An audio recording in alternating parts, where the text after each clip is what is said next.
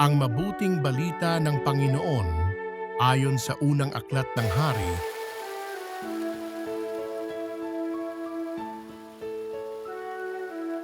Noong mga araw na iyon, si Elias ay sumapit sa Horeb na bundok ng Diyos.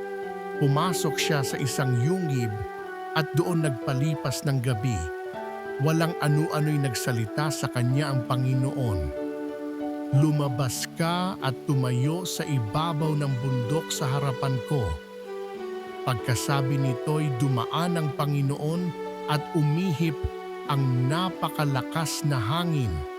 Sumabog ang bundok at nagkadurog-durog ang mga bato sa lakas ng hangin, ngunit wala sa hangin ang Panginoon. Nang tumigil ang hangin ay lumindol, ngunit wala sa lindol ang Panginoon. Pagkalipas ng lindol ay kumidlat, ngunit wala rin sa kidlat ang Panginoon. Pagkalipas ng kidlat, narinig niya ang isang banayad na tinig. Lumabas si Elias. Tinakpan ng balabal ang kanyang mukha at naghintay sa bunganga ng yunggib. Ang mabuting balita ng Panginoon